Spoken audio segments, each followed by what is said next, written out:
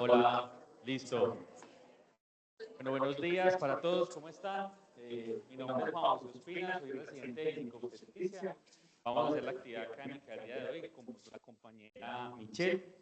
Quisiera que me confirmaran las personas que están conectadas y si nos están escuchando. Está conectado el profe Arturo y creo que el doctor Colonia también y otros compañeros. Alguien que me ayude si está conectado allí. Yo estoy escuchando perfecto. Ah, perfecto. Gracias, profe. ¿De los otros compañeros escuchan bien o tienen dificultades? Retorno, ¿cierto? ¿Alguien tiene el micrófono abierto ahí de los que están en línea?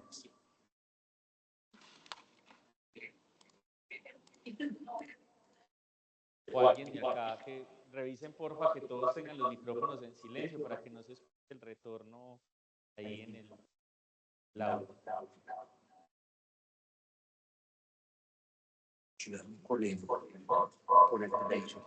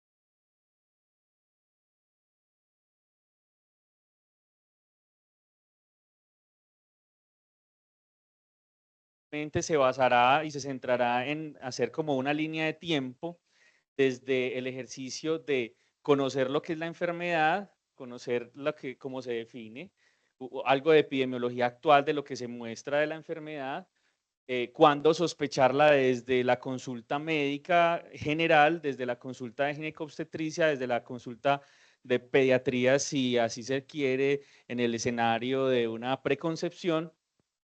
Vamos a dividir esas cardiopatías congénitas en un horizonte que la doctora les va a explicar, el desarrollo fisiopatológico de la patología y el abordaje pues para las dos especialidades.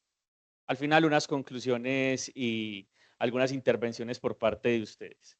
Entonces, dentro del objetivo de unas respuestas esperadas del aprendizaje para este ejercicio, lo que queremos para esta presentación es que, digamos, que salgan con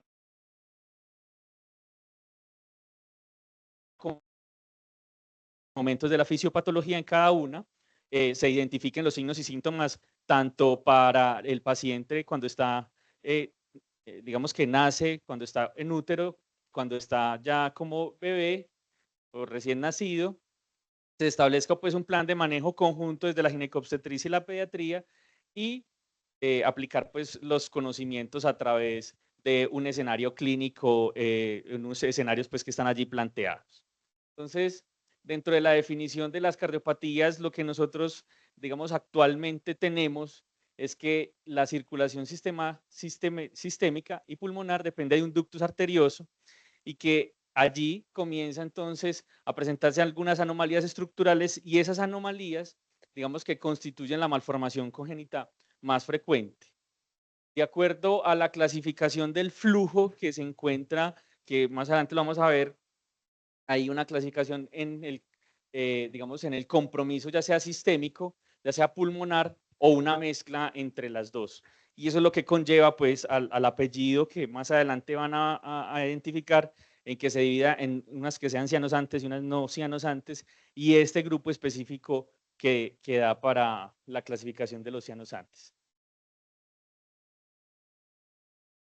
Hola. Entonces vamos a tener, van a haber unas cardiopatías que van a depender entonces de la circulación sistémica, otras van a depender de la circulación pulmonar y otras que van a depender de ambas. Entonces,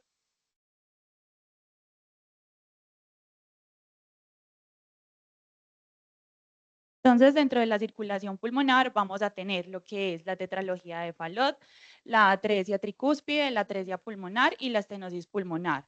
En las cardiopatías que nos van a depender entonces de la circulación sistémica, entonces ahí vamos a tener el corazón izquierdo hipoplásico, la estenosis aórtica, la coartación de aorta y el arco aórtico interrumpido. Y la que ya va a depender de ambas circulaciones que vamos a tener entonces la transposición de grandes vasos o de grandes arterias.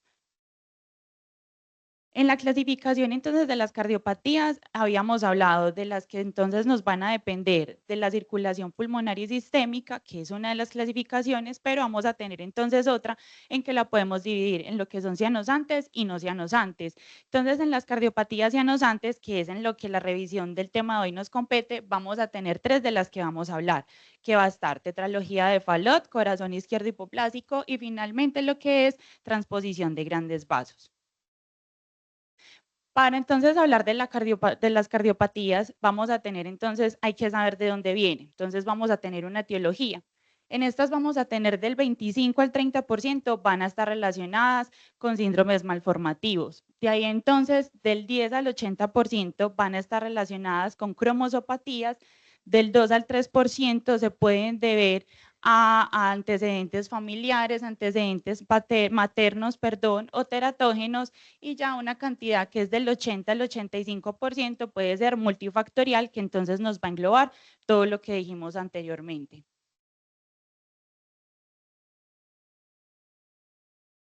Bueno, esta actividad no está funcionando por dificultades pues, con la sistematización, pero la idea que nosotros queremos citar aquí en el ejercicio es que nos encontramos desde la consulta preconcepcional en 3 escenarios, y esos escenarios es las malformaciones cardíacas, ¿sí? Se pueden presentar de acuerdo a algunas sustancias que piensen causen esa cardiopatía o anomalías congénitas, factores de riesgo que pueden estar relacionados a esas cardiopatías y las malformaciones estructurales cardíacas que, digamos, se asocian a esas cardiopatías. Entonces, de acuerdo a eso, hay unos factores de riesgo fetales, maternos y familiares, y dentro de los fetales, pues hay una lista importante que vale la pena que ustedes reconozcan. Dentro de los maternos, pues se reconoce el lupus eritematoso sistémico y el síndrome de Sjögren, digamos, como riesgo de moderada intensidad, y dentro de los familiares, pues antecedentes de algún síndrome como lo es el síndrome de George y el síndrome de Noonan y el Marfan pueden estar relacionados en siguientes embarazos para relacionar alguna cardiopatía.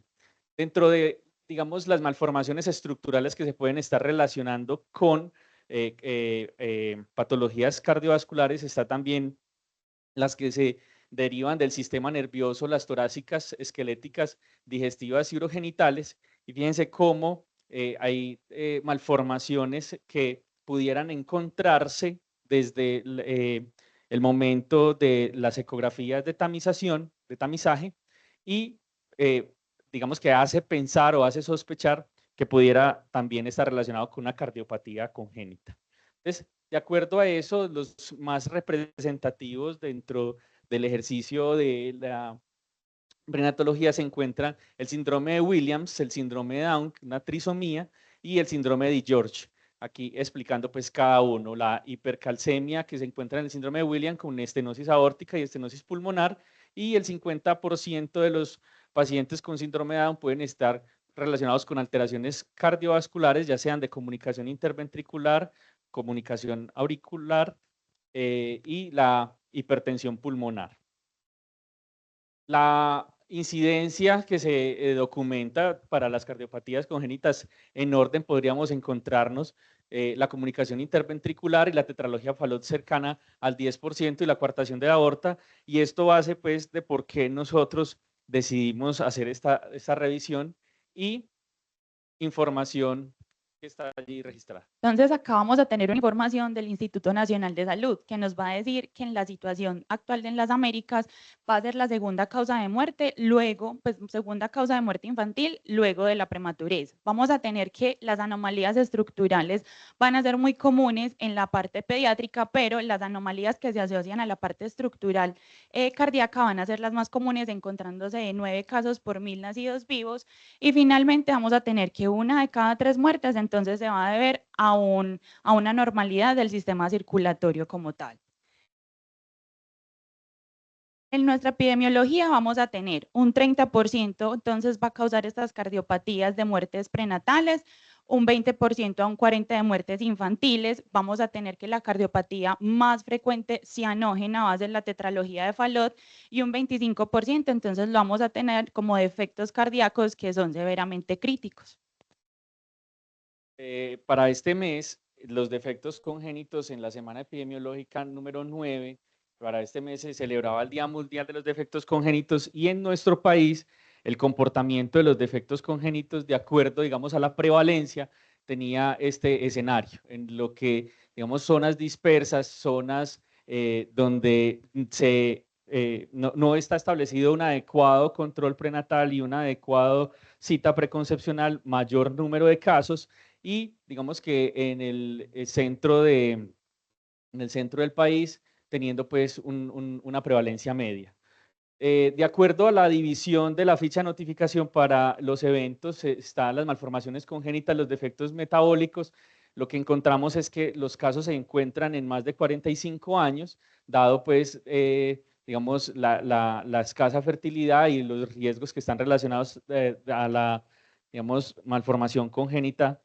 Y la prevalencia según la edad, lo que nos encontramos es que el 92% de esas malformaciones congénitas obedecen precisamente a las cardiopatías, siendo de 79.9 casos por cada 10.000 nacidos vivos. Y siendo los de origen cardiovascular, los del sistema circulatorio, como ya lo mencionó la compañera, coartación aórtica y la tetralogía de Fallot, las que mayor representan el seguimiento en la vigilancia epidemiológica de nuestro país. De acuerdo a eso, vamos a iniciar con unos escenarios hipotéticos. Estos son escenarios realmente que, digamos, sacamos para construir la presentación. Entonces, pues van a tener algunas características que pudieran no estar relacionadas realmente. Entonces, esta es una paciente que se llama Karen, que consulta el 26 de marzo, hoy. Tiene 28 años, es casada, es una primigestante, está en este momento en embarazo, no sabe qué vitaminas consumir, no tiene ecografías hasta el momento, tiene mucho miedo porque tiene una hermana que tuvo un bebé con anomalías congénitas, no tiene ningún antecedente de importancia, no planifica y se le entrega una orden de ecografía obstétrica transvaginal. Entonces, como para que comencemos una interacción con todos ustedes, quisiéramos saber desde los estudiantes ¿cuántas semanas tiene Karen? ¿Cuántas semanas de gestación hasta el momento? ¿Ah? Me vuelvo.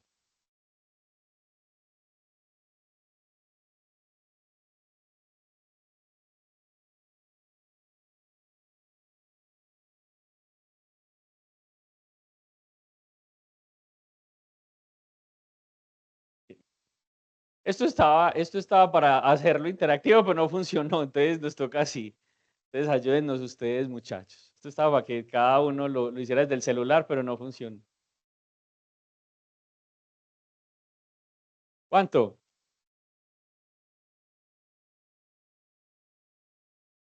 Ah, 11 semanas.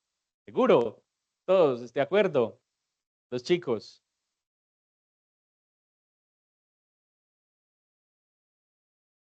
¿Cuánto? 11. Los compañeros allá en el rincón. 11 semanas. ¿O dan más, dan menos? Da 12 la doctora que cuenta con el almanaque uno por uno.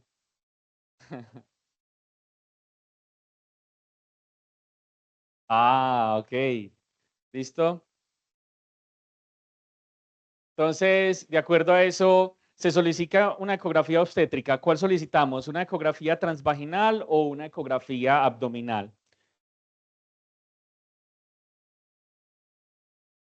¿Y qué marcadores serían recomendados para esta paciente que no tiene riesgos, pero tiene una hermana que tuvo un antecedente con un hijo de una malformación congénita?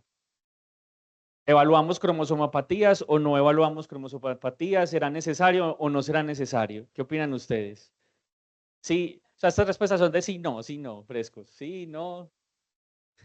Ayúdenos.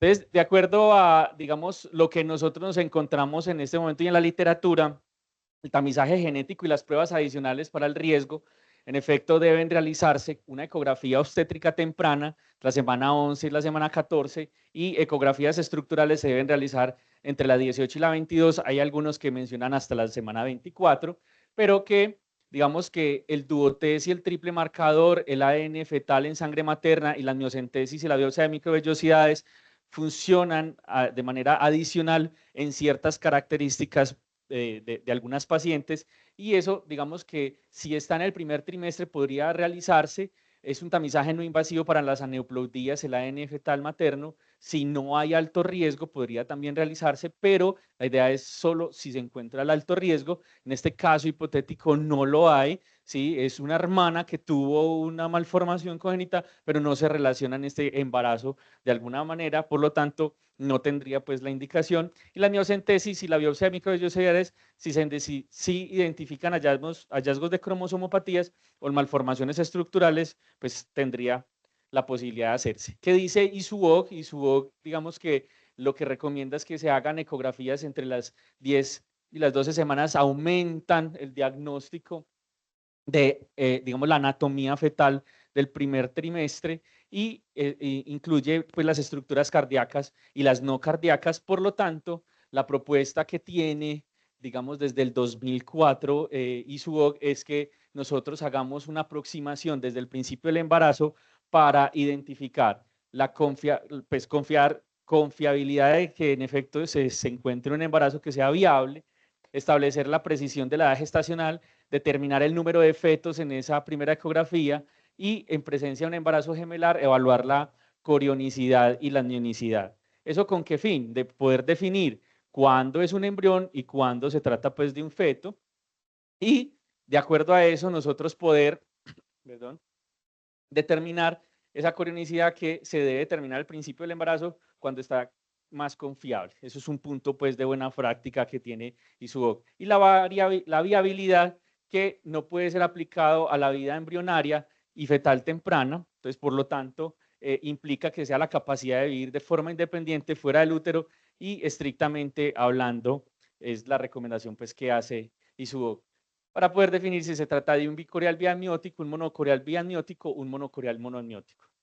Entonces, de acuerdo a eso, se demostró que el examen detallado debe hacerse entre la semana 11 a la 14, ¿sí? Visualizando estructuras anatómicas no cardíacas, aumentando, digamos, allí la posibilidad de tener medidas por el LSC, y aquí identificar los marcadores ecográficos que tenemos como la translucencia nucal, el hueso nasal, la regurgitación tricuspidia y el ductus venoso. Son marcadores ecográficos y que se pueden complementar con los séricos para, digamos, aumentar el valor predictivo positivo de alguna malformación congénita.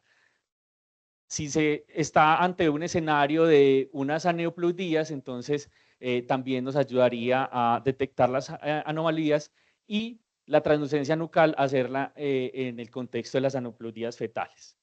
El ductus venoso también nos ayuda, digamos, a identificar esos defectos congénitos de origen cardiovascular. Entonces, dentro de las estructuras anatómicas no cardíacas, se identifican con éxito hasta el 86% de las posibles anomalías, y los órganos distintos al corazón demuestran que son mucho más, digamos, son mejores.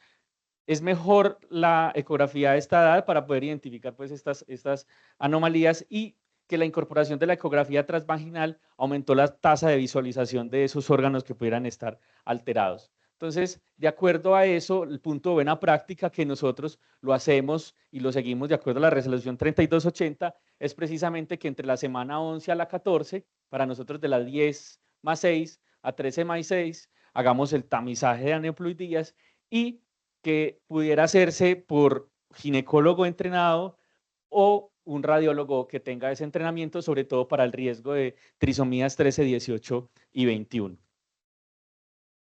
Entonces, para todos, para que hagamos la participación, durante el ultrasonido, ¿cuál es el paso a paso para realizar, digamos, esa identificación de rutina? Tenemos entonces en contraste dos escenarios, el escenario que propone la Fetal Medicine Foundation y ISUOC.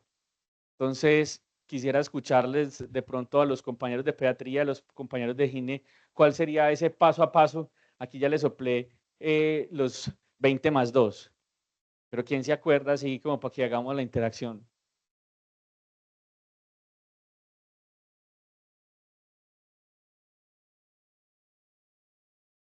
¿Alguno? Ayúdenme. Esto no es tan fácil, muchachos. ¿Ninguno? Sí, el paso a paso para hacer una ecografía. Claro. Bueno, entonces dentro de los básicos, dentro de los pasos básicos que se explican para hacer el ejercicio y la examinación, plantea ISUOC y puse en tensión a estas dos organizaciones, sobre todo porque esta, digamos que la lidera el profe Equipos Nicolaides, y propone un orden no diferente al que propone ISUOC, pero sí ISUOC lo que propone dentro de un paso a paso ordenado y que quede estandarizado pues en la mente y de fácil pues recordación. Entonces, tenemos que el abordaje se estandariza en 6 pasos que vamos a hacerlos rápidamente para posteriormente identificar los 20 planos y los 2 barridos que en esencia no son complejos en términos de lo que se puede identificar. Entonces, lo primero es que usted, antes de ponerse a visualizar pues el dispositivo y tener la paciente pues acostada, debe tener, digamos, la recomendación ideal y es que debemos explicarle a la paciente de qué se trata el examen, qué es lo que está buscando, qué es lo que usted quiere identificar en este examen, ¿sí? Y una vez usted le haya explicado de forma adecuada a la paciente, usted lo que va a hacer es estimar de manera precisa la edad gestacional, va a determinar la viabilidad fetal y la presentación, cómo está la placenta, la medición del líquido amniótico y la estimación del peso fetal.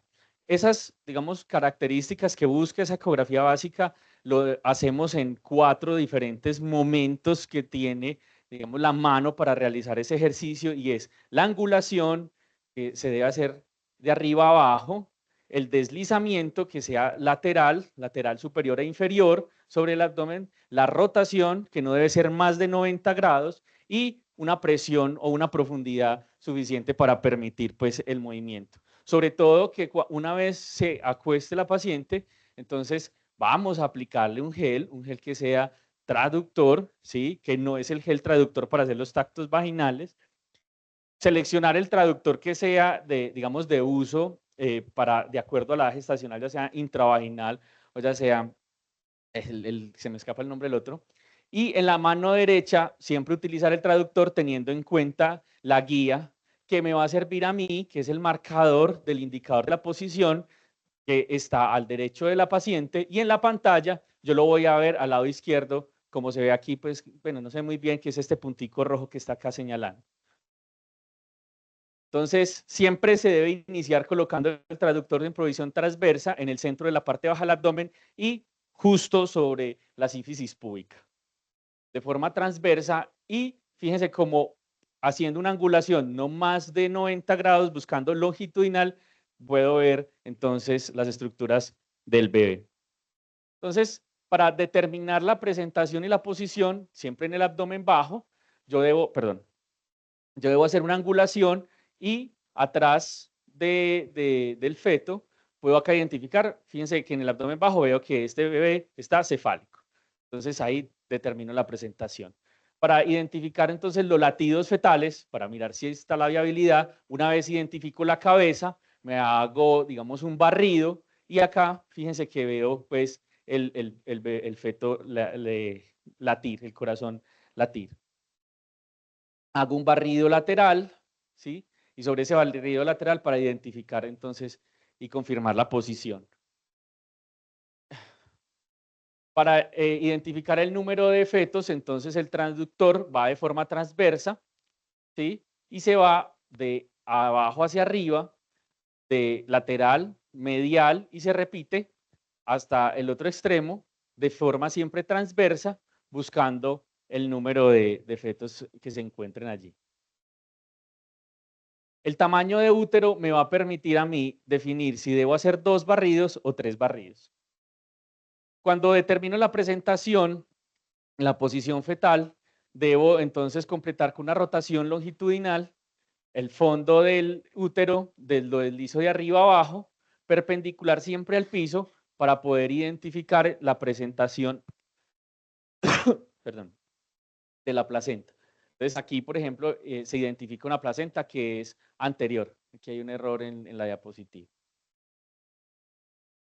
La estimación del líquido amniótico, ya todos pues digamos que estamos familiarizados de la ginecobstetricia, pero definir que se puede hacer ya sea por un bolsillo mayor o por un bolso mayor o un índice de líquido amniótico que será la sumatoria de los 4 cuadrantes. Y su OC lo que recomienda es que se haga de manera ordenada, fíjense cómo cada cuadrante se va visualizando en el ecógrafo, pero siempre tener en cuenta que pueden haber algunos artefactos que la reverberación hacen desestimar ese valor. Y siempre colocándolo a 90 grados en posición horizontal. Aquí no se ve muy bien por la luz, pero sí se ven los caliper justamente ubicando la zona donde está el líquido amniótico. Al final, no nos vamos a centrar acá, pues me servirá para hacer la biometría. Entonces, si ustedes se fijan en ese paso a paso ordenado, hay un paso que es en el que nos encontramos la medición de la frecuencia cardíaca. Viene entonces la justificación de por qué en esa ecografía un bebé no debe salir de nuestros consultorios sin una ventana de 4 cámaras. Entonces, para entender un poquito cómo funciona la circulación prenatal, entonces vamos a hablar. Juan, dale, por favor. Vamos a tener entonces que en la circulación prenatal vamos a tener 3 vasos que van a estar conectados a la placenta, que van a ser los que me van a oxigenar y desoxigenar a ese feto. Entonces vamos a tener acá, todo va a estar, digamos, al contrario que a la vida adulta. ¿Por qué? Porque vamos a tener que la vena, la única vena que se va a conectar entonces a la placenta es la que va a oxigenar, mientras que las 2 arterias son las que me van a llevar esa sangre desoxigenada del feto a la placenta. Entonces, una vez entendiendo esto, vamos a tener, se hace el proceso, se oxigena, va por la vena umbilical y llegamos al hígado. En el hígado entonces se encuentra con el ducto venoso y es allí donde una pequeña parte se puede ir a la vena porta y la otra va a seguir hacia la vena cava inferior. La vena cava inferior finalmente entonces me va a desembocar en la aurícula derecha. La aurícula derecha tiene tanta presión, entonces sabemos que la sangre va a circular de una parte de mayor concentración o de mayor presión a otra de menor presión. Entonces, en este caso, de la aurícula derecha va a pasar a la aurícula izquierda por medio del agujero oval y una pequeña parte va a ir al ventrículo izquierdo. Esa pequeña parte del ventrículo izquierdo es muy pequeño el porcentaje porque esta es la que va a ir entonces a la parte pulmonar, pero sabemos que en la circulación fetal o prenatal estos pulmones van a tener una resistencia muy aumentada y el flujo va a ser casi nulo allí. Luego entonces pasábamos a la aurícula izquierda y en la aurícula izquierda se va a mezclar entonces con sangre que viene de la aorta ascendente y de allí entonces pasa al ventrículo izquierdo que finalmente lo que va a hacer es llegar a la aorta, pero ¿qué va a pasar? Esa aorta descendente y esa arteria pulmonar va a tener una pequeña comunicación que es la que en esta revisión nos compete, que es el ducto arterioso. Entonces ese ducto arterioso, una vez nosotros nacemos, el bebé llora, ¿cierto? Entonces lo que va a pasar es que esa resistencia de ese pulmoncito que estaba tan aumentada va a disminuir y se me va a aumentar la resistencia sistémica. ¿Esto qué va a causar? Que ese aumento de presión entonces me cierre ese agujero oval, se me cierren los demás ductos y finalmente hay una circulación que ya es la que empieza a ser del adulto. Pero ¿qué es lo que pasa en estas cardiopatías? ¿Cierto? Necesitamos de esa pequeña comunicación para poder tener a nuestro bebé ya en la vida postnatal oxigenado.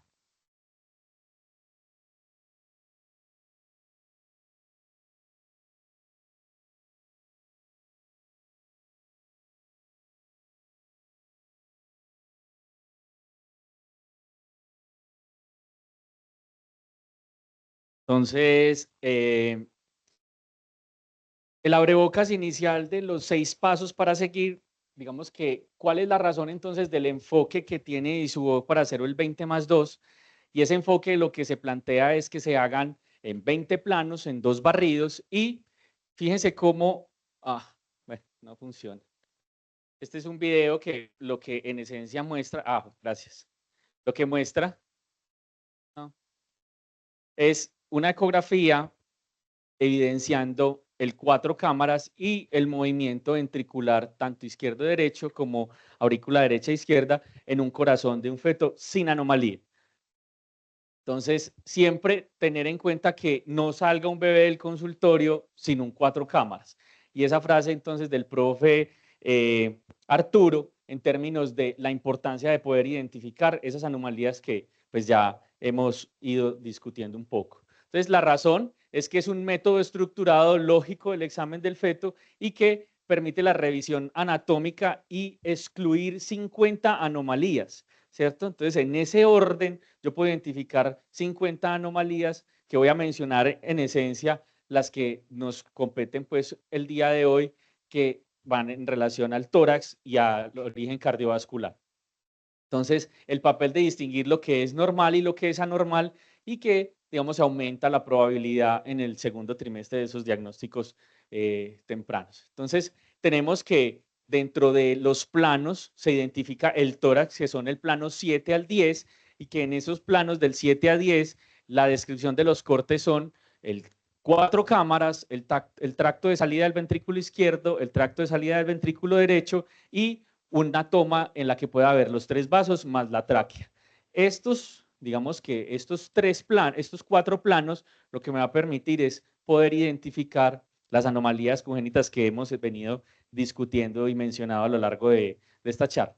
Pero que yo puedo encontrarme, digamos, por mencionar algunas, en otras estructuras, pero me voy a quedar con las del tórax, que son las que nos van a citar. Entonces, ya lo mencionamos, 50 anormalidades fetales que puedo descartar.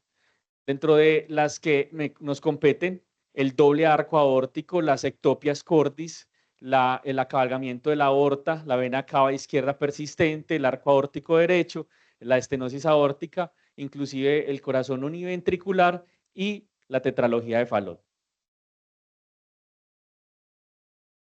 Entonces, fíjense que ISUBOC nos coloca a hacer el abordaje de 20+2, a diferencia de la Fetal Medicine Foundation, que simplemente nos habla de las anormalidades por sistemas, nos habla que en el corazón podemos encontrarnos las que están entre las 11 y las 13 semanas y las de las ecografías de segundo a tercer trimestre, y acá solamente se mencionan, digamos, de manera resumida, no el organigrama que plantea ISUBOC, pero digamos que acá tenemos el canal auriculoventricular, la disposición ventricular, el corazón que es normal, la patología de Cantrell, la tetralogía de Fallot y el arco aórtico derecho. De esa es, digamos, el esquema que propone la Fetal Medicine Foundation, donde el director es el profe Kripos Nicolaides, diferente al orden que propone ISUBOC del 20+2.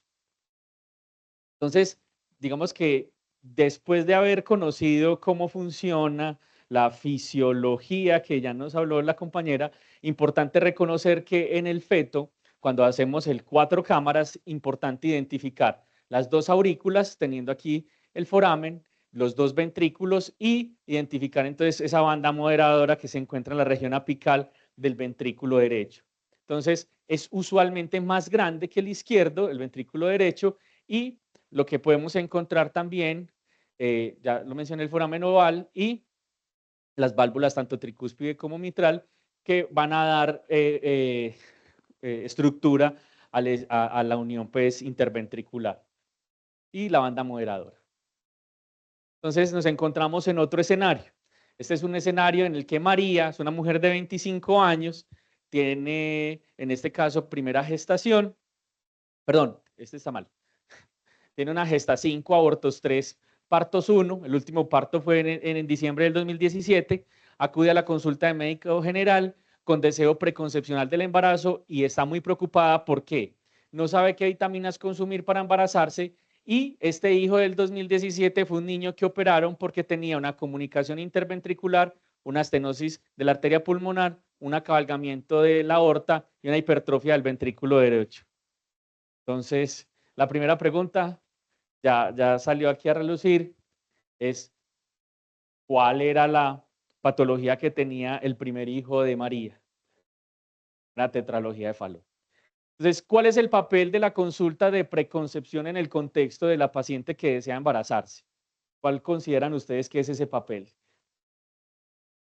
Y cómo abordar el manejo integral de María y su bebé considerando los riesgos asociados a la patología de ductos dependientes y el estado de gestación avanzado. ¿Requiere esta paciente un estudio de genética?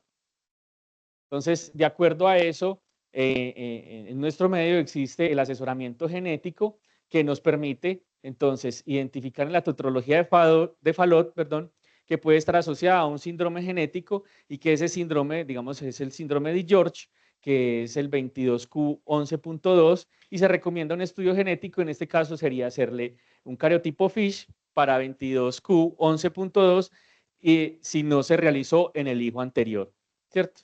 Y aquí viene a cobrar, digamos, valor importante el ecocardiograma fetal, y el ecocardiograma fetal que debe realizarse entre la semana 18-22, hay incluso quienes mencionan que pudiera hacerse a la 24, ahorita lo discutimos con el profe Arturo, y el análisis de los factores de riesgos en este contexto, diabetes, fenilcetonuria, las infecciones como la rubeola en el primer trimestre, la exposición a teratógenos, sobre todo los retinoides y los anticonvulsivantes. Bueno, entonces acá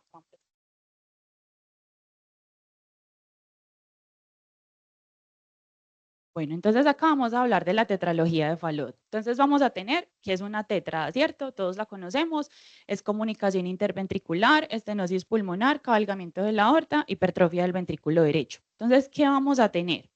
Vamos a tener acá, normalmente, ¿cierto? Acá la aorta, entonces, va a estar, no va a estar, digamos, por decirlo así, cabalgando entre los ventrículos como se encuentra acá, que vemos que está como entre comunicando tanto el ventrículo derecho como el ventrículo izquierdo. Entonces, acá, aparte de esa comunicación interventricular, la aorta va a estar cabalgando, digamos, ese tabique interventricular, entonces va a recibir tanto sangre oxigenada como desoxigenada, ¿cierto? Por otro lado, ¿qué va a pasar? Entonces, ese cabalgamiento de esta aorta, entonces me va a estar comprimiendo la parte proximal de la parte de los vasos pulmonares que van a salir del ventrículo y por ende va a haber más resistencia para pasar la sangre. Lo que es la hipertrofia del ventrículo derecho podría decirse que es como secundario o una complicación de lo que acabamos de hablar. ¿Por qué? Porque ese ventrículo derecho va a hacer más fuerza para impulsar más sangre para poder, digamos, tener como un equilibrio sobre esa sangre. Entonces, de acuerdo a esa revisión, quiero mostrarles, digamos, lo más reciente que se puede encontrar de el cuidado al feto con alguna anomalía cardiovascular desde el diagnóstico y el parto o hasta el parto. Este es un artículo que se publica en el American Academy of Pediatrics, pero detrás de este documento viene una historia que es, digamos, la que vamos a intentar contar dentro de los parámetros de la práctica que tiene la Asociación Americana de Ecografía y lo que propone ISUOC al hacer la ecografía fetal. Entonces, de acuerdo al ejercicio que estábamos ahorita mencionando de las alteraciones que fisiopatológicas se pueden presentar, fíjense que lo que propone ISUOC, que es quien desde el 2022 actualiza, es que pudiéramos ver nosotros en 5 cortes, aquí pues se plantean 6, pero lo que propone ISUOC es que en esos 5 cortes nosotros veamos las 4 cámaras con la fisiología pues que ya hemos ido explicando, en la que tengamos el foramen, pero tengamos la banda moderadora, ver adecuadamente el espacio interventricular, las 2 válvulas y comencemos ya a ver el tracto de salida. Entonces, vemos acá cómo comienza a verse el tracto de salida y comienza a darse aquí a conocer la aorta ascendente. Tenemos el siguiente corte en el que podemos ya comenzar a visualizar la arteria pulmonar con la bifurcación y al final tenemos acá donde encontramos la arteria pulmonar. Porque esto se me pegó. Dentro de las indicaciones comunes, entonces, para la derivación a ecocardiografía fetal, la AJA, en su actualización del 2014, todavía no ha salido la nueva, pero ISUOC, digamos que no sale de este ejercicio, es una lista larga, se las voy a mostrar para mencionar solamente pues algunas características, pero dentro de esa indicación de ecocardiografía fetal, que era el escenario hipotético que estábamos planteando en el contexto de una paciente que tenga riesgo, es las indicaciones con mayor perfil de riesgo, hay indicaciones con un menor perfil de riesgo y no está indicado el ecocardiograma fetal, solo se realizará si los resultados de la ecografía anatómica demuestra pues alguna anomalía que esté relacionada de manera sindromática.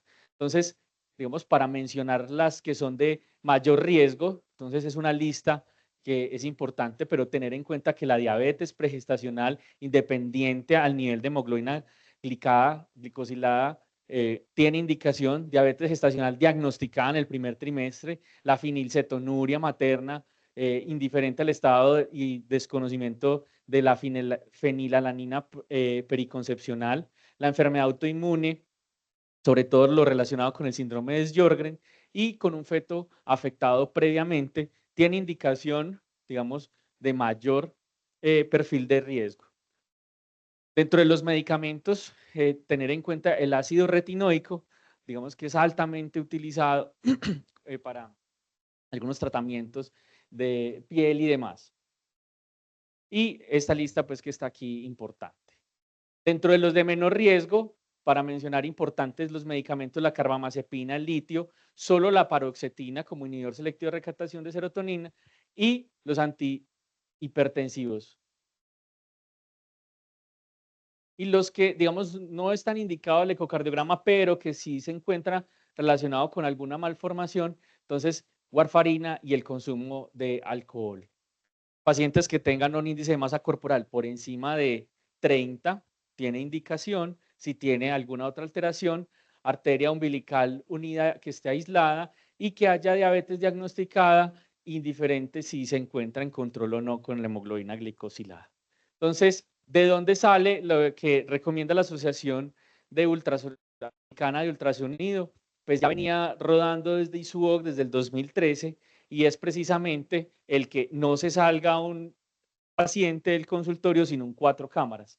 4 cámaras que permita ver 2 aurículas, 2 ventrículos y que no haya pues una comunicación interventricular en este caso y que haya pues un foramen adecuado. Entonces, ¿cómo se hace? Se hace de manera secuencial buscando esos 5 pasos en el que el tracto de salida del ventrículo izquierdo, el tracto de salida del ventrículo derecho, los 3 vasos y los 3 vasos más la tráquea.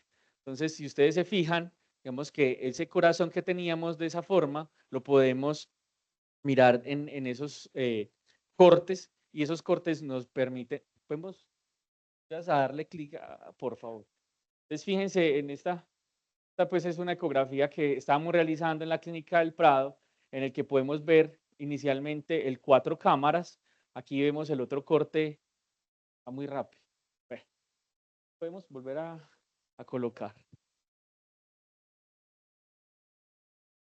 Entonces tenemos el 4 cámaras, ustedes se dan cuenta, y ahorita cuando hacemos el Doppler se identifica de manera adecuada como no hay pues comunicación interventricular, una banda moderadora que divide. Aquí tenemos ventrículo derecho, ventrículo izquierdo, ¿sí? Se hace un corte transverso, vemos la salida de los 3 vasos y tráquea. Y cuando hacemos el Doppler color, fíjense cómo no hay comunicación interventricular, ¿sí? Y hay paso pues adecuado por el foramen. Entonces, este es un ecocardiograma que es normal.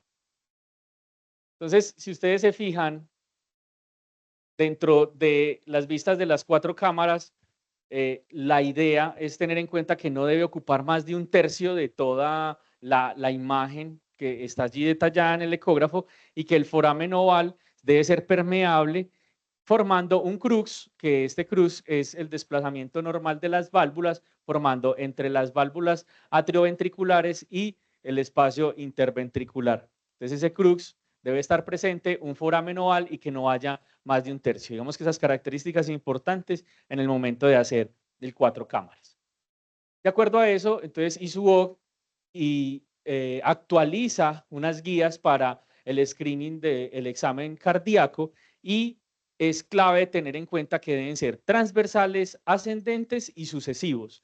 Eso que hablamos de transversales, ascendentes y sucesivos es en esencia lograr identificar el foramen oval que se encuentra aquí en este lugar, lograr identificar que se vea de manera adecuada entonces la salida del ventrículo derecho en el momento que se haga el corte. Entonces, si ustedes se fijan, esta imagen inicia de abajo hacia arriba porque viene en el ejercicio ascendente, ¿cierto? En el corte que tiene el feto y propone que la mirada cardíaca comience desde una ventana que se permita ver inclusive algo de estómago. Entonces aquí voy a darlo un poco rápido donde vemos entonces estómago, aorta, vemos aquí ya comienza a verse el corazón, el 4 cámaras, 2 ventrículos, 2 aurículas, comenzamos a ver el tracto de salida, comenzamos a ver la bifurcación de la pulmonar y al final. Entonces en propuesta que nos queda el esquemático del 20+2 en el contexto del tórax y cardíaco es 5 fotos que son importantes para identificar alguna anomalía. Entonces voy a pasarlas rápidas. La primera que me permita ver, entonces aquí vemos el estómago. Esta es una imagen en la que vemos, esta es la parte posterior del bebé, donde vemos la espina. Aquí vemos el estómago. Aquí comenzamos a ver el hígado, ¿sí? Y aquí vemos entonces lo que se denomina la aorta descendente. Aquí encontramos el 4 cámaras, encontramos acá la vista del tracto de salida del ventrículo izquierdo, aquí el tracto de salida donde vemos, digamos, ligeramente más cefálico, pero aquí ya vemos la bifurcación de las arterias pulmonares y al final comenzamos a identificarnos. Entonces la aorta descendente, la aorta ascendente, la parte posterior del bebé. Esta es una mirada pues más cefálica, pero nos permite ver si el foramen oval está permeable y si no hay cierre todavía. Entonces, digamos que pregunta ya para los compañeros residentes y es una paciente que se llama Carla, una mujer de 32 años, primigestante, que acude a la consulta de control prenatal en la semana 12 de gestación, refiriendo disnea progresiva, fatiga, edema de miembros inferiores. Durante la exploración física, usted le ausculta un soplo cardíaco y se observa cianosis periférica. Tiene antecedentes médicos que consume alcohol esporádico previo al embarazo y durante las primeras semanas de gestación tiene diabetes gestacional y ustedes le hacen un rastreo ecográfico y le encuentran que tiene un feto con cardiopatía tipo hipoplasia del ventrículo izquierdo. Bueno, entonces acá el ventrículo, la hipoplasia del ventrículo izquierdo, ¿qué nos va a decir? Que toda esa parte izquierda del corazón, entonces no va a estar bien desarrollada. ¿Qué es esa parte izquierda del corazón? La aurícula izquierda, el ventrículo izquierdo, la parte de la válvula aórtica y la válvula mitral que me conecta aurícula y ventrículo izquierdo. Entonces, al yo tener esta parte de mi corazón que no está totalmente desarrollada, la cantidad de sangre que manda el ventrículo izquierdo, como lo vemos ahí, no va a ser la cantidad requerida para llegar a oxigenar todos estos tejidos. En consecuencia, entonces vamos a tener que va a haber una cianosis, ¿cierto? Y que por eso entonces vamos a necesitar de ese ducto arterioso para poder sostener mi oxigenación y poder mantener, digamos, regulada esta. Entonces, dentro de las preguntas que estábamos realizando, moderadoras, ¿cuál debería ser la vía del parto de este paciente? ¿Qué opinan ustedes y qué tienen en mente o qué sugerencias tienen? Una paciente que tiene en efecto una cardiopatía, que tiene un hijo con cardiopatía una paciente que tiene una cardiopatía cianosante, que tiene un hijo con una cardiopatía cianosante, que viene a consulta, ¿cuál sería, digamos, la vía de parto que usted le sugiere? Los médicos generales la mandan al ginecólogo. Entonces, los ginecólogos, ¿qué sugieren?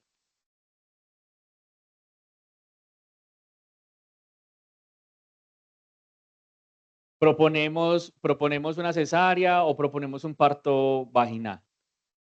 Cesárea.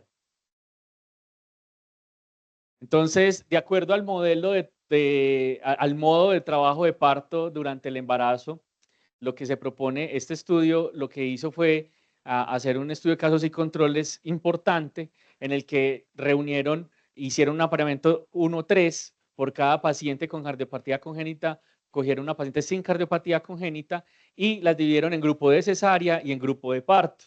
A las pacientes que las llevaron a trabajo por cesárea, entonces se realizó cerca del 46% y el 33.6% no tuvo una alteración congénita y el trabajo de parto sin inducción, perdón, la inducción del trabajo de parto se realizó cerca del 45%, mostrando pues homogeneidad en la división de los dos grupos, con una diferencia estadística en la sin cardiopatía congénita. ¿Qué encontraron al final?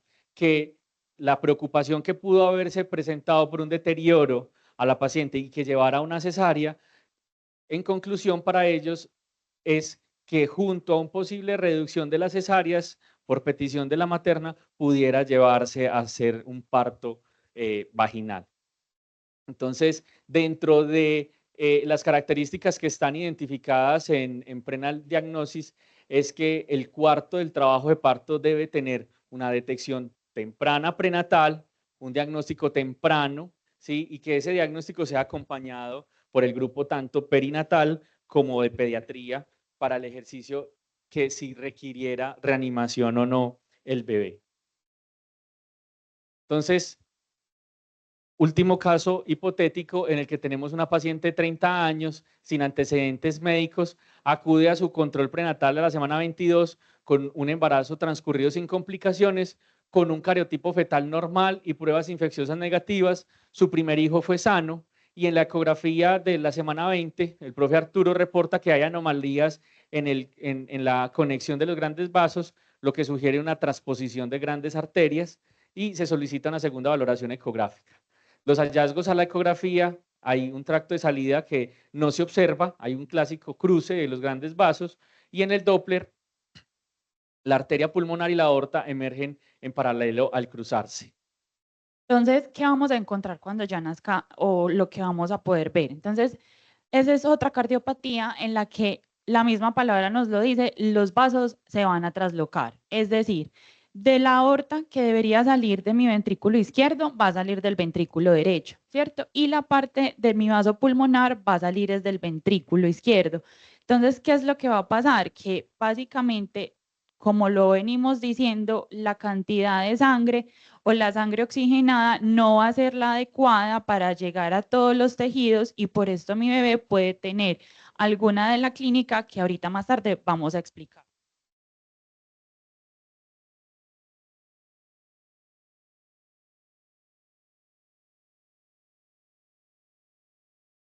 Bueno, entonces para mis residentes, ¿creen que es importante hacer un diagnóstico prenatal de cardiopatía congénita y por qué? ¿Quién quiere responder?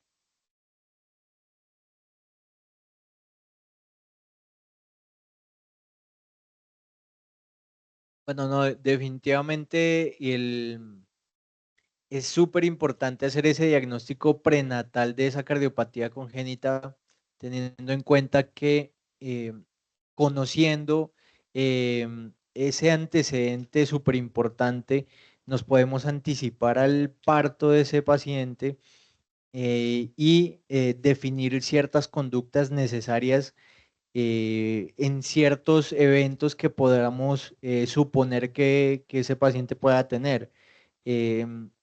definir o tener por lo menos asegurada una cama en UCI de requerirlo. Y además, pues en el momento del parto, tener disponible pues todo lo necesario como el oxígeno, los medicamentos o dependiendo de la necesidad de reanimación con, con líquidos, bueno, en fin, todo depende de la gravedad también de esa cardiopatía. Entonces, definitivamente sí es importante pues conocer ese diagnóstico prenatal. Entonces, lo que dice Andrés es correcto. Acá vamos a tener un estudio en el que nos van a tomar varias maternas que venían con diagnóstico de cardiopatías congénitas. Entonces, nos van a hablar que un diagnóstico prenatal, ¿cierto? Nos va a disminuir esa morbimortalidad. Entonces, en este estudio encontramos el diagnóstico tardío de todas las mamás ocurrió en el 20% y se relacionó con el 18% con sucesos de mortalidad en cardiopatías críticas. Entonces, este estudio lo que nos quiere apoyar básicamente es la respuesta que nos dice nuestro compañero. Definitivamente va a ser súper importante uno hacer un diagnóstico prenatal.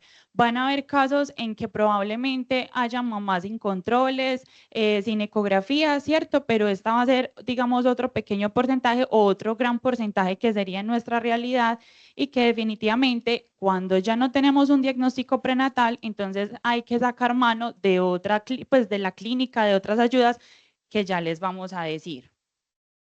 Entonces vamos a tener el abordaje. Es importante entonces saber, listo, ya sabemos de la parte prenatal, como mi compañero Juan José dijo, qué es lo que podemos hacer, pero entonces ya de la parte pediátrica, ¿cómo lo podemos entonces abordar? Entonces acá para mis compañeros nos dice, en la planificación del parto de un feto con diagnóstico prenatal de cardiopatía, ¿qué va a ser importante entonces tener en cuenta? Gracias, Miche. En cuanto a la planificación del parto, es importante que tengamos en cuenta pues como los tres factores. La parte materna, la parte del feto del bebé y la parte de cómo va a ser ese parto. Entonces, en cuanto a la mamá, es importante mirar cuáles son esas patologías que está cursando la mamá dentro de la gestación. Por ejemplo, digamos, si tiene una diabetes gestacional, que nos podría llevar a que el bebé al nacimiento tenga una hipoglucemia neonatal. Y tener pues como esa parte de establecida, tener como el control sobre las glucometrías o si necesita algún tratamiento inmediato. Dentro de la parte del bebé, entonces conocer primero cuál es la edad gestacional con la que viene, tener un peso fetal estimado y conocer si hay otras complicaciones que tengamos reportadas previamente. Y asimismo poder entonces planificar cuál va a ser la mejor vía para el parto, si va a ser un parto vértice espontáneo o si va a ser una planificación para una cesárea en caso pues de que tenga más factores de riesgo. Entonces, lo que decía nuestra compañera es súper importante. Vamos a tener acá que la planificación del parto, entonces hay que tenerla muy en cuenta. ¿Por qué? Porque entonces vamos a disminuir esa morbimortalidad que hablábamos en el estudio anterior. Entonces, acá en la planificación del parto, ¿qué vamos a tener? Entonces, vamos a revisar ese riesgo de inestabilidad que puede ocurrir en el feto una vez esté en la vida postnatal. Vamos a tener que es importante tener en cuenta los factores de riesgo maternos que pueden afectar al bebé y vamos a tener entonces que todos estos factores de riesgos hay que tenerlos en cuenta para poder tener un manejo clínico y poder hacer unas intervenciones que disminuyan esa mortalidad y esa morbilidad del bebé en el parto. Hay un estudio entonces que nos habla de que tomaron 109 maternas. Estas 109 maternas venían entonces con diagnósticos por ecografía con cardiopatías fetales. Lo que querían comparar entonces era si las cardiopatías, perdón, si las ecografías o los estudios prenatales realmente entonces nos iban a ayudar y eran tan certeros o confiables ya en la vida postnatal. Entonces, ¿qué encontraron acá? Que más de la mitad, ¿cierto?, de las maternas iban a estar asociadas a lo que eran síndromes malformativos, como lo hablamos al principio de la charla. Entre el más común en este estudio se encontró el síndrome de Eddie-George y vamos a tener que más de la mitad, que miren que es un 92.1% de los ecocardiogramas postnatales, iban a estar o iban a coincidir con esos estudios prenatales. Este estudio también lo que hizo fue entonces estudiar a las mamás pues en la parte prenatal y luego estudiaron a los niños hasta los 4 años. Entonces los catalogaron como los de sin riesgo, bajo riesgo, moderado o alto riesgo. Entonces el 43.2% los iban a ser niños que no iban a necesitar mayores intervenciones y podrían estar en una consulta ambulatoria por cardiología. Ya el 20% iban a tener entonces problemas médicos leves, entonces estos iban a tener un seguimiento más, digamos, más estrecho. Y ya en 12.3% ya eran niños en que habían tenido fallecimientos y un 21.5% ya eran niños en que realmente eran muy enfermos y tenían cardiopatías que ya estaban en un nivel crítico. Entonces vemos realmente que desde la parte prenatal, ¿cierto? Y desde esa consulta preconcepcional, va a ser importante tener un diagnóstico porque me va a ayudar a disminuir esa morbimortalidad y también me va a ayudar a que yo tome las precauciones necesarias para ese parto.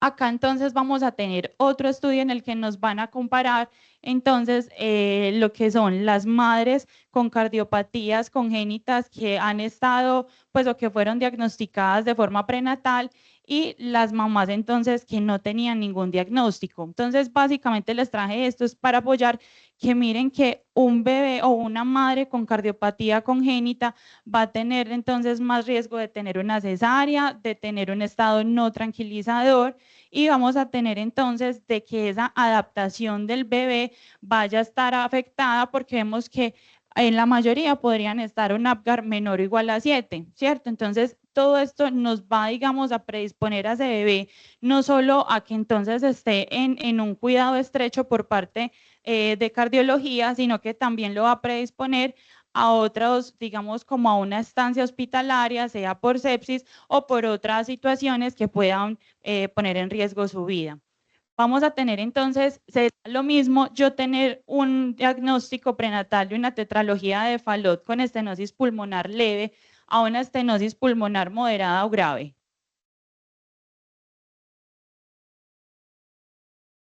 Bueno, entonces con la tetralogía de Fallot lo que realmente nos debe importar, sobre todo es esa estenosis a nivel infundibular de la arteria pulmonar, porque va a depender de ello el hipoflujo que haya a nivel pulmonar. Entonces va a ser ese paso difícil o menos difícil cuando hay una estenosis leve del ventrículo derecho hacia la circulación pulmonar. Y cuando es entonces una estenosis moderada grave, ya la circulación pulmonar se va a ver mucho más afectada, va a haber mucho más hipoflujo pulmonar y por ende la circulación sistémica también se va a ver afectada. Es importante entonces saber que, por ejemplo, cuando nos enfrentamos a un bebé que tiene una estenosis pulmonar leve, no esperaríamos una sintomatología tan importante como cuando tiene moderada o grave, porque inicialmente podrían ser pacientes en los que la comunicación interventricular en la leve pudiera ser mucho más importante, no vamos a encontrar un soplo tan significativo y ese es el que nosotros llamamos tetralogía de Fallot rosada o el Fallot rosado, porque no tiene tanta cianosis. En cambio, cuando hay una estenosis pulmonar moderada grave, pues realmente ahí sí va a haber mucha más cianosis y mucho más compromiso hemodinámico del paciente. Y lo otro, Miche, es que nosotros no llamamos la pentalogía de Fallot porque realmente, si bien la CIA podría estar acompañada de todas estas malformaciones, la tetralogía sigue un proceso que es secundario a esa malformación que se genera a nivel de la tabicación cardíaca a nivel embriológico, que lleva a que tenga una comunicación interventricular, que también tenga un espasmo del infundíbulo o que tenga una estenosis del infundíbulo de la arteria pulmonar y por consiguiente que tenga hipertrofia del ventrículo derecho. Entonces, vamos a tener, que ya habíamos dicho que era importante saber ese diagnóstico prenatal para poder planificar el parto, ¿cierto? Entonces, desde la parte de gine ya Juan José nos dijo. Entonces, ahora desde la parte de pediatría vamos a tener que podemos encontrar un riesgo mínimo, moderado o un riesgo alto. Entonces, acá lo que nos quería decir entonces con esto es que básicamente hay maternas que no hacen controles, no hay ecografías y lo que se debería hacer, ¿cierto? Nos plantean en este artículo es que toda institución debería tener ese plan B para cuando suceda esto, entonces saber cómo actuar y cómo organizarse. Entonces, en el riesgo mínimo vamos a tener entonces la tetralogía de Fallot, pero con estenosis leve, como nos decía Marce, el defecto septal ventricular y el defecto septal auriculoventricular. Entonces, acá lo que vamos a necesitar es una consulta cardiológica después del parto. ¿Por qué es importante entonces hablar antes de seguir pues como con esto, porque es importante conocer qué es lo que necesito? Porque a veces o puede haber una falsa creencia que toda cardiopatía entonces se tiene que realizar en una institución de mayor nivel. Y vemos que, por ejemplo, en este caso, el cardiólogo solo se va a necesitar ya en la consulta ambulatoria. Vamos a tener entonces acá, para los resis, vamos a tener una materna primi, 37 semanas, tiene el diagnóstico de corazón izquierdo hipoplásico. Entonces, ¿qué recomendaciones le vamos a dar a esa mamá o qué le podemos decir para el parto? Bueno, en este caso es muy importante decirle a esta mamá que el parto debe ser atendido en una clínica que por lo menos cuente con neonatología y en lo posible que cuente también con cardiología pediátrica para la primera consulta posterior al nacimiento. Entonces acá lo que nos decía Nata, va a haber un riesgo moderado, ¿cierto? Y ese riesgo moderado, entonces va a estar el caso de esta materna que tiene un corazón izquierdo hipoplásico. Van a haber otros casos que en esta charla no nos compete, pero que ahí se los quise traer. Y va a estar también la tetralogía de Fallot, pero con estenosis moderada grave. Entonces acá vamos a requerir una atención que esté el neonatólogo y que haya un cardiólogo disponible. Entonces mire que vamos subiendo de grado para tener en cuenta qué es lo que necesito teniendo un diagnóstico prenatal. Ya en el riesgo alto, entonces vamos a tener la transposición de grandes vasos, va a haber un síndrome de corazón izquierdo hipoplásico que ya va a ser, digamos, más comprometido y en este sí o sí vamos a tener un neonatólogo y que haya una unidad de cardiología disponible. En caso de que definitivamente no lo tenga, ¿cierto? Hay que hacer obviamente una transferencia rápida. ¿Por qué? Porque son niños o son bebés que necesitan procedimientos quirúrgicos inmediatos. Entonces, ¿qué será importante si sabemos que estas cardiopatías cianógenas me van a depender de ese ductus arterioso? ¿Qué medicamento va a ser importante entonces para yo tener a ese bebé como estabilizado?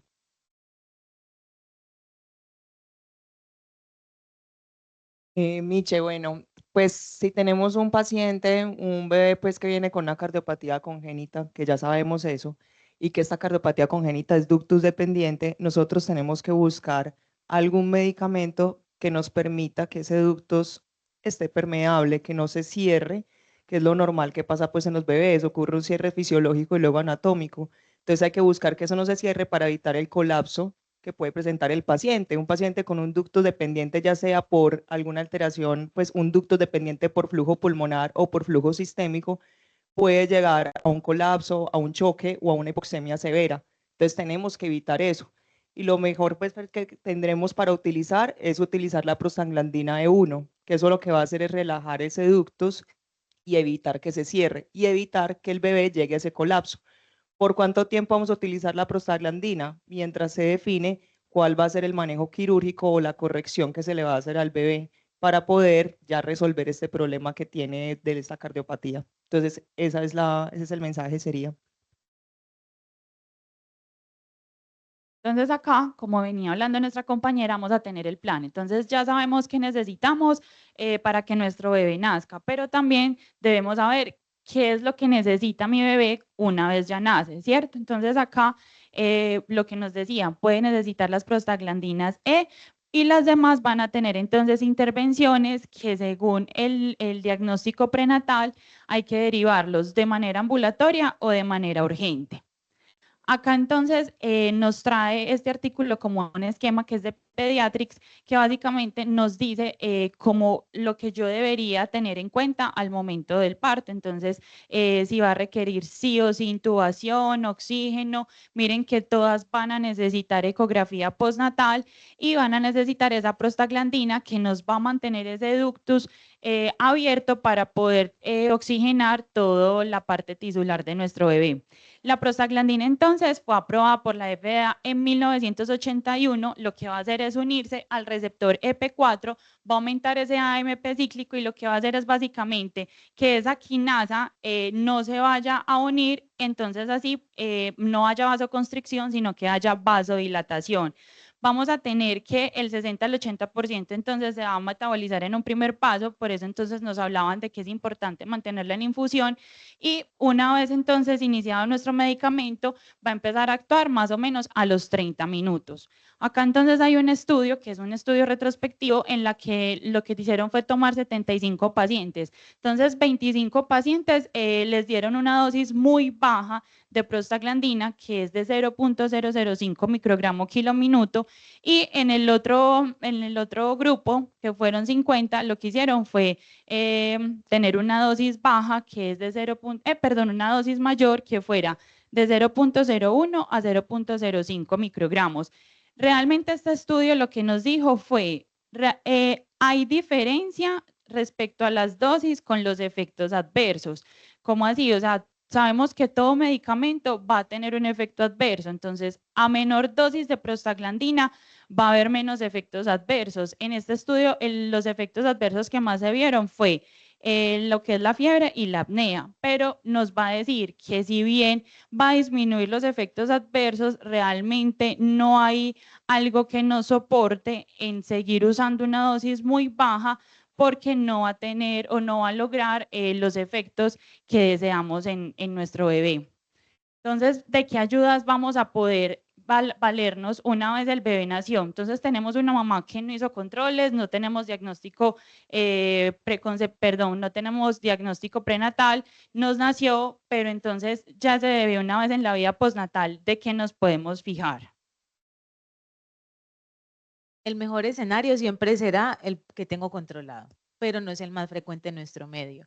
Entonces, lo que yo puedo hacer es, con los recursos que tengo de la información materna, pues siempre empieza mi algoritmo con la mamá. Entonces, ¿cuáles eran los factores de riesgo que yo puedo detectar aún cuando no hice un control prenatal pues adecuado? Luego debo, ya cuando me enfrento al niño, incluso es muy importante porque la primera cadena de reanimación cardiopulmonar neonatal nos habla también de la anticipación y de al menos tener en cuenta pues la edad gestacional, la información que tengo y el estado pues en el que nace. Luego nos va a ayudar mucho el examen físico, entonces yo puedo ver la coloración de la piel, el llenado capilar, por ejemplo, la tamización que cobra mayor importancia y el gran impacto que tiene hacerla pues después de las 18 a 24 horas, entonces medir pues la saturación pre y postductal para ver pues la condición de ese ductus o que haya otra malformación o algo estructural.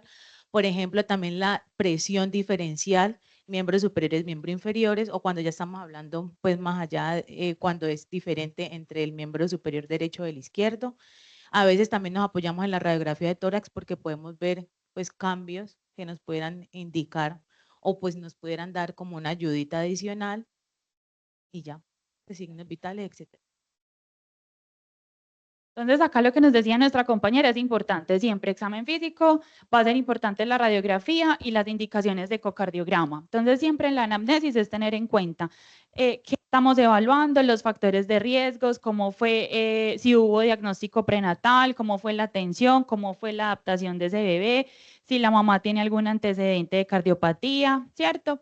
Vamos a tener entonces siempre nuestro triángulo de aproximación pediátrica, va a ser importante porque lo que nos decía Marcela, por ejemplo, vamos a tener entonces a veces una tetralogía de Fallot que no es tan florida y lo podemos encontrar, digamos, en la parte asintomática o estable, pero podemos también tener un bebé que se deterioró y puede estar chocado. Entonces, en la parte de la apariencia, lo que les decía mi compañera, la oxigenación, cómo está interactuando, la mirada, la respiración también va a ser importante y la parte circulatoria, cómo está ese llenado capilar, cómo está la coloración de la piel.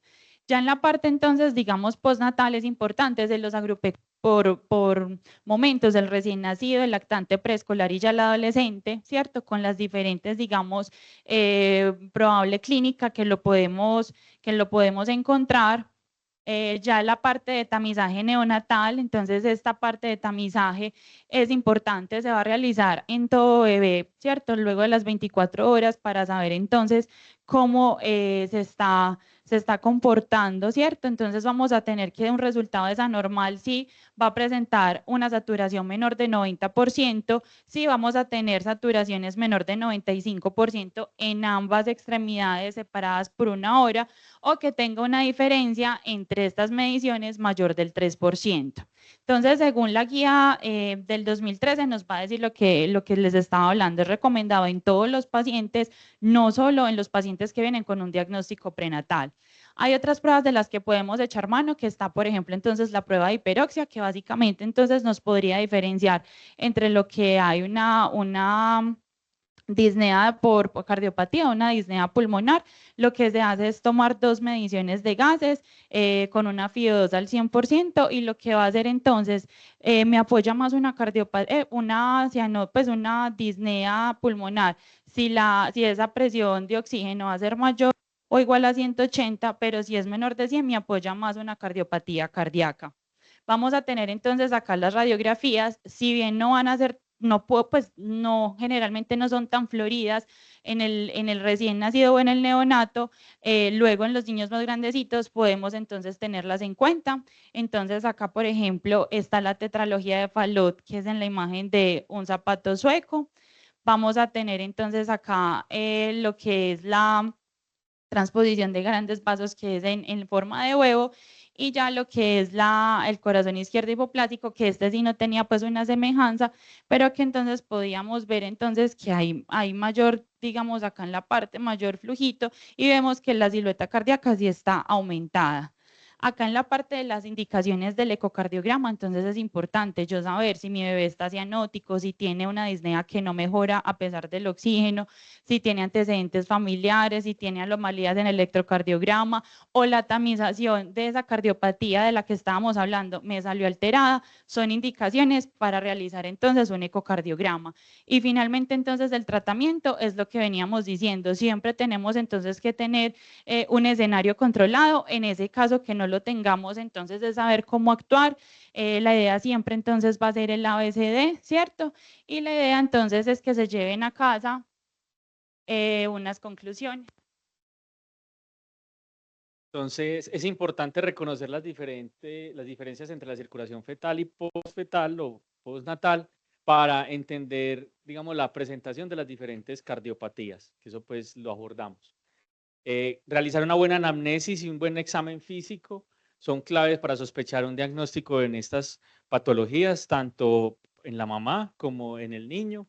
El médico general y el pediatra son clave para el reconocimiento del manejo inicial, y en Colombia viene en aumento, al menos con la sensibilidad que se tiene, la tendencia del diagnóstico de los defectos congénitos. Ya vimos que estas patologías son las principales de origen cardiovascular, y de acuerdo a la clasificación de las malformaciones congénitas, la prevalencia de las cardiopatías congénitas, la tetralogía de Fallot viene siendo la principal. La detección prenatal es fundamental y todo. Bueno, estas son. La detección entonces sabemos prenatal es importante para disminuir la morbimortalidad, la importancia de esa prostaglandina E a la hora de hacer la atención de mi bebé, y el trabajo multidisciplinario, que es lo que resalta Juan José, es importante entonces para tener entonces un bebé sano. Muchas gracias.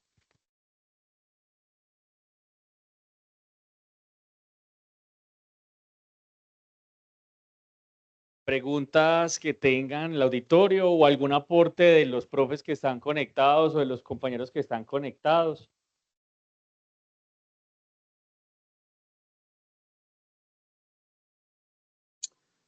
Bueno, yo sí quería como contar de pronto 2 cositas. La primera es que en general las cardiopatías congénitas más frecuentes en nuestro medio son cardiopatías de buen pronóstico a futuro cuando se hace el tratamiento en ciudades como Medellín, Cali, Bogotá. Este tipo de cardiopatías habitualmente requieren tratamiento quirúrgico y estamos hablando de pronósticos de sobrevida con buena calidad de vida cercanos al 70%. Y eso también es muy importante, pues, explicarlo desde la vida prenatal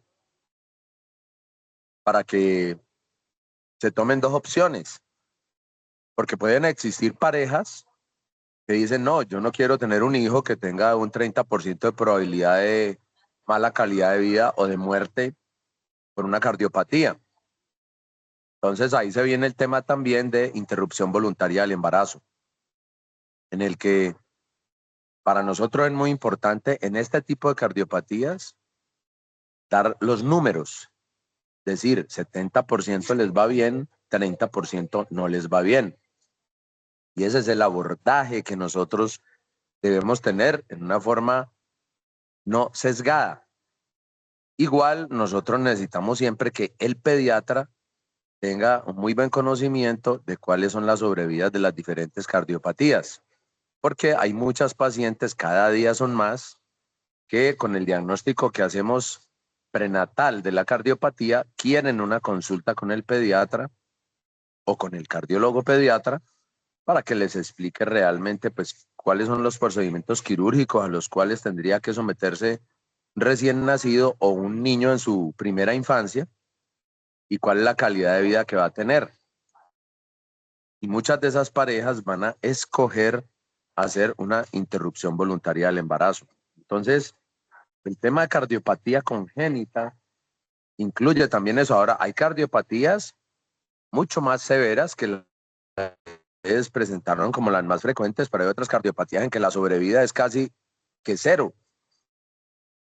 Y esas también son muy importantes en muchas ocasiones, pues el diagnóstico prenatal, pero también el apoyo que nosotros pedimos, solicitamos de parte de pediatría. Y siempre cuando uno va a remitir una paciente a pediatría, uno en lo posible o se comunica personalmente con el pediatra para que hablemos el mismo idioma con las parejas o con las mamás y no haya a veces esa falta de uniformidad en el diálogo. Y si uno no tiene la oportunidad de conversar personalmente o telefónicamente o vía WhatsApp, como sea, con los pediatras que van a atender esta pareja, uno al menos debe escribir en la historia clínica lo que uno tiene en su conocimiento de lo que es la sobrevida de los bebés después del nacimiento. Eso pues como una parte importante pues del abordaje que también debemos hacer ante la cardiopatía congénita. Lo otro es que pues, recuerden que en Medellín los bebés con cardiopatía congénita pueden nacer en cualquiera de las unidades que tengan neonatología. No necesariamente tiene que haber un cardiólogo cirujano ni un cardiólogo pediatra, porque habitualmente los procedimientos quirúrgicos son muy raros los procedimientos quirúrgicos que se hacen en las primeras 12 o 24 horas en un bebé que tiene una cardiopatía. Casi siempre cuando eso va a ocurrir, pues se avisa, ¿no? Se avisa desde antes. No tengo como nada más por aportar. Me parece que el enfoque que ustedes le dieron a la conferencia está muy bien, está orientado. Las diapositivas fueron claras, concretas, con un material suficiente para no cansar, digamos, el público. Los felicito. Gracias, profe.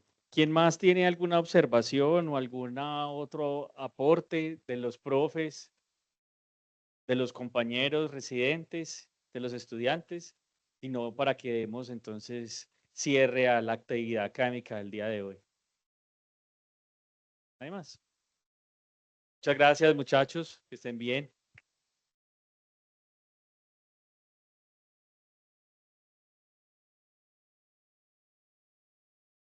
Listo, muchas gracias.